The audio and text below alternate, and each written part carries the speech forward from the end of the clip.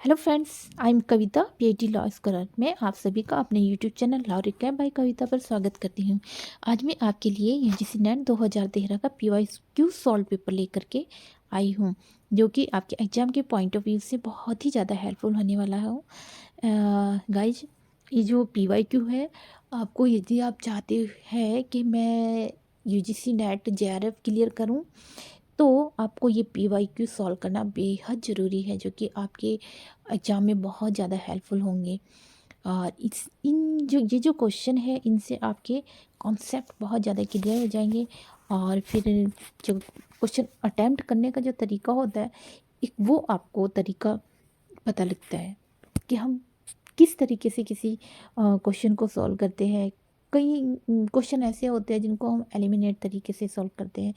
Means उसमें 4 option होते हैं। यदि हमें कोई एक भी क्वेश्चन का हमें आंसर मालूम है और हमें ABCDEF जो भी रहता है, यदि आपको उसमें से कोई चूज करना है, तो आप एलिमिनेट मेथड से उसको राइट आंसर चूज कर सकते हो।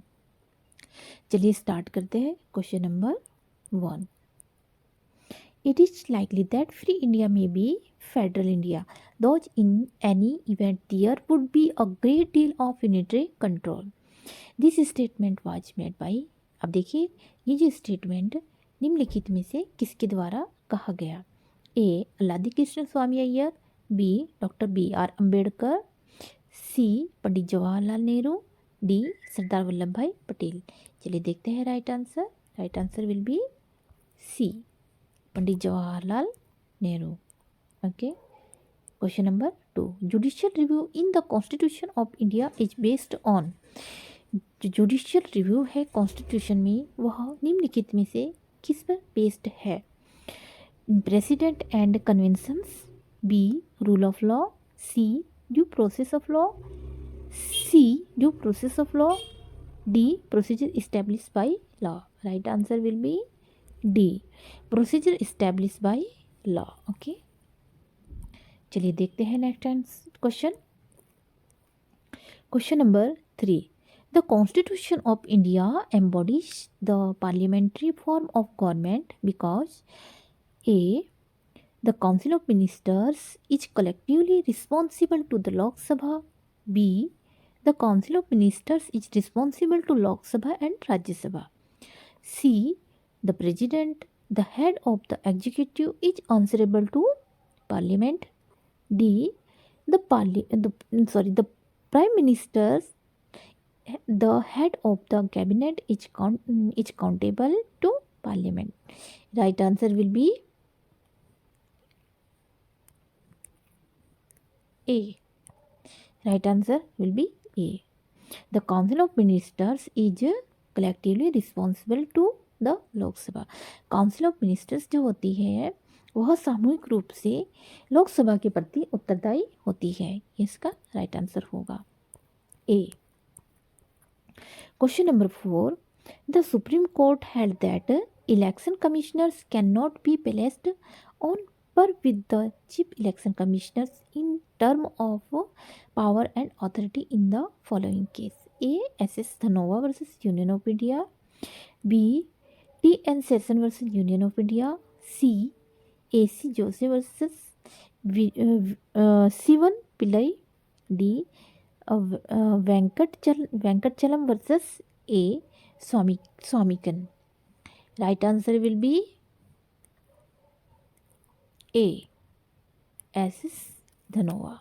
ओके, चलिए देखते हैं next question. Question number 5।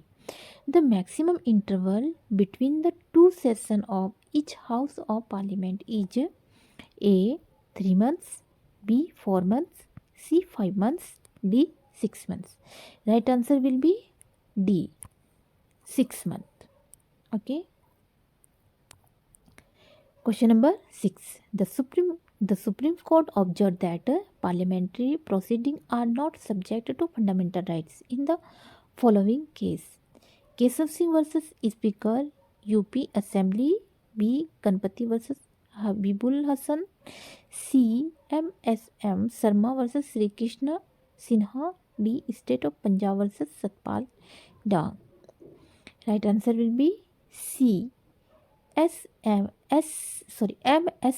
Sharma versus Sri Krishna Sinha. Okay, C will be right answer. चलिए देखते हैं next question. For the purpose of creating a new state in Indian and amendment to the Constitution of India must be passed by a 2/3 majority of the members of both houses of parliament present and voting. B. 2/3 majority of the members of both houses of parliament and ratification by not less than 2/3 majority of the states. C. A simple majority in parliament and ratification by not less than half of the states. D. A simple majority of the parliament. चलिए देखते हैं right answer. Right answer will be D. A simple majority by the parliament. Okay. Question number 8. Match the following. Perfect right क्या होता है? Negative rights, imperfect right, positive right. देखिए guys, जिन rights को हम जो राइट्स एनफोर्सेबल होता है वो परफेक्ट होता है, एनफोर्सेबल. अब आप ये जो क्वेश्चन है इसको आप एलिमिनेट करके ही आप इसको कर सकते हो. अब देखिए, परफेक्ट राइट में एनफोर्सेबल बाय लॉ होता है. अब देखो इसमें कौन से ऑप्शन में एनफोर्सेबल हो रहा है. The right which always recognise by state but not enforceable. A has right to receive damages which has correlative duty that can be legally enforced. अब देखिए, यह एनफोर्सेबल है, लीगली एनफोर्स किया जा सकता है. मीन्स यह हुआ आपका परफेक्ट राइट, मतलब फर्स्ट का 2. अब आप देखिए, आप एलिमिनेट जो मेथड होता है उससे आप इसको सॉल्व करेंगे. अब देखिए, फर्स्ट का जो 2 है वो किस में है? ओनली बी में. चलिए देखते हैं right answer will be B. अब देखो आप, ये एलिमिनेट तरीके से सॉल्व हो रहा है. ओके, चलिए देखते हैं next question. According to which school the purpose of jurisprudence is not analyse and dissect the law of the land as it exist today. A. Analytical jurisprudence. B. Historical jurisprudence. C. Sociological jurisprudence. D. Philosophical jurisprudence. Right answer will be A. Analytical jurisprudence. Okay. चलिए देखते हैं question number 10. The one who holds the property is the owner. Give your correct respect responsible from following on the basis of above statement. A. The holder of property may be mayor, processor or bailey. B. The holder of property need not be the owner. C. This statement is not correct. D. Statement is correct. चलिए देखते हैं right answer will be B. The holder of property not be the owner. Okay, चलिए देखते हैं question number 11. The sources of law has been divided into 2 classes. These are, जो sources of law है वह 2 classes में divide किया गया है. अब देखते हैं वह दो कौन सी क्लासेस है. A. Divine sources and human sources. B. formal sources and material sources. C. natural sources and universal sources. D. A and B both of the above. चलिए देखते हैं right answer. Right answer will B A. Divine sources and human sources. Okay, 2 class में इसको divide किया गया है source of law को. Question number 12. According to Wu's theory, law is not universal in its natural. Like language, it varies with people and age.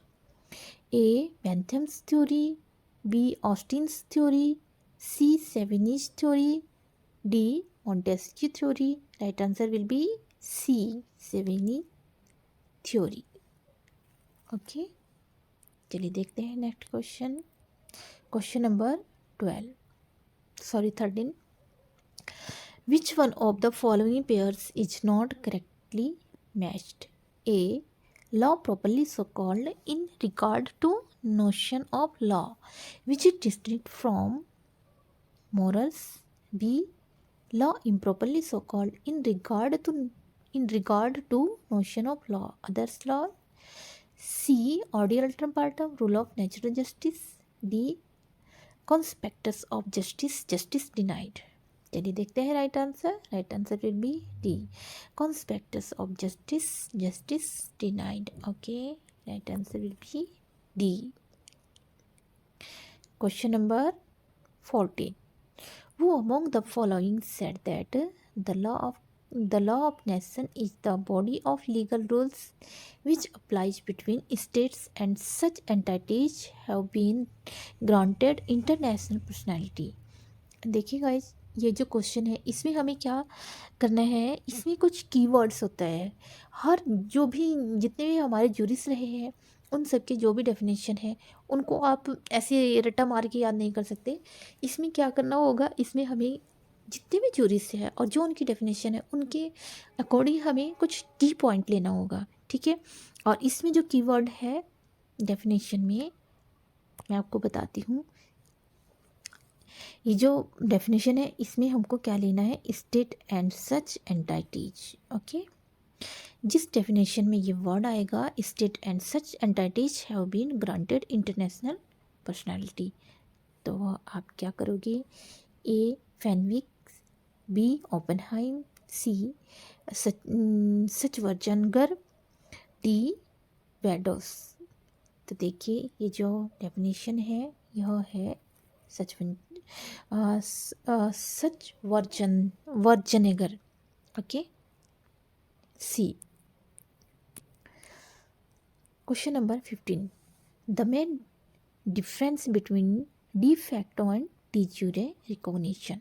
D facto और de jure recognition में जो main difference है वह क्या है, चलिए देखते हैं. डी फैक्टो रिकॉग्निशन में भी withdrawal while de jure recognition is full and final. Number 2, only de jure recognition state can represent the all states for the purpose of state succession.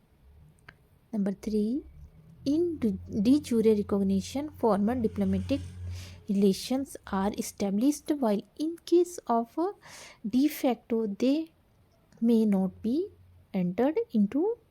4, former is legal and the latter is a factual recognition. चलिए देखते हैं right answer. A first second third, B second third fourth, C second and third, D first and third. Right answer will be A first second third. Question number 16. A member of the United States can be suspended from the exercise of rights and privilege of membership by the General Assembly, Security Council, General Assembly on the recommendation of the Security Council, Secretary General on the recommendation of the Security Council. Right answer will be C. General Assembly on the recommendation of the security council.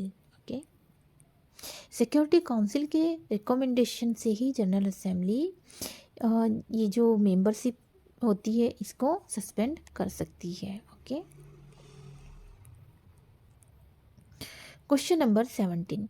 Universal declaration of human rights was adopted on, ये जो UDHR है यह कब adopt किया गया है, 10 December 1948, 10 November 1948, 20 October 1948, 21 January 1948. Right answer will be A 10 December 1948। Okay, चलिए देखते हैं question number 18। Adultery by a Hindu husband is a ground of divorce only, B not a ground of divorce, C ground of judicial separation, D none of the above। Right answer will be D, none of the above। चलिए देखते हैं next question. Question number 19। A marriage B that widow of the elder brother, the marriage is, A marriage करता है B से जो कि widow है of the elder brother, elder brother की विडो से ए मैरिज करता है। ओके, तो यह मैरिज कैसी होगी? A valid, B void, C voidable, D none of the above. Right answer will be B, void. Okay, question number 20। Marriage with an important and has not been consummated, A marriage is valid, B void, C nullity, D irregular. Right answer will be C, nullity। Question number 21। Khula is form of divorce by sale, B purchase, C agreement, D coercion. Right answer will be B, purchase. Okay, चलिए देखते हैं next question. Question number 22।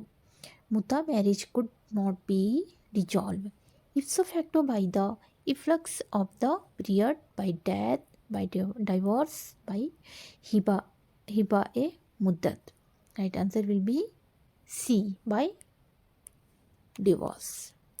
चलिए देखते हैं next question. Question number 23।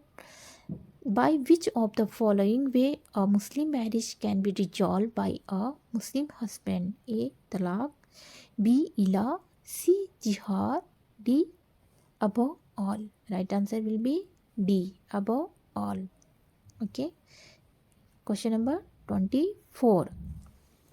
when a person making a false statement believes that statement to be true and does not intended to mislead to the other party to the contract, it is known as A mistake, B fraud, C misrepresentation, D undue influence।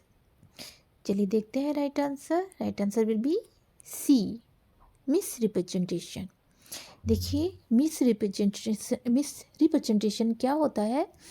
When a person making a false statement, जब कोई person कोई गलत statement बनाता है पर उसे विश्वास यह होता है कि उसका जो स्टेटमेंट है वह ट्रू है, बट उसका जो इंटेंशन होता है वह मिसलीड करने का इंटेंशन नहीं होता कि यह जो मैं बात कह रहा हूँ कि ये गलत है, बट उसको मालूम है।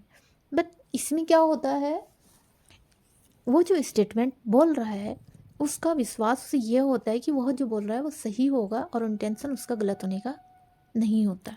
इसको कहते हैं मिसरिप्रेजेंटेशन। ओके, चलिए देखते हैं next question. Question number 24। A and B are friends. A told to B to show him a new movie in the Boss Theatre, upon which A promised to offer him lunch in a 5-star hotel. B showed him a movie in a Boss Theatre, but A gave lunch to B in a roadside dhaba. Decide A's liability using code B1 given below. A is liable because there was intention to create legal relationship between A and B. B, A is not liable because there was no intention to create legal relation between A and B. C, B was mistaken. D, A was mistaken। Right answer will be B, A is not liable। A liable नहीं होगा because there was not intention to create a legal relation। A liable इसलिए नहीं होगा क्योंकि उनके बीच में जो कोई इंटेंशन नहीं था लीगल रिलेशनशिप क्रिएट करने का ए एंड बी के बीच में। So A is not liable. Right answer will be B. Thanks guys. आप सभी से एक रिक्वेस्ट है, ये जो मैंने जो आपके लिए टेस्ट सीरीज स्टार्ट की है, आप इसको ज़्यादा से ज़्यादा शेयर कीजिए, सब्सक्राइब कीजिए, लाइक कीजिए। Thank you, bye bye.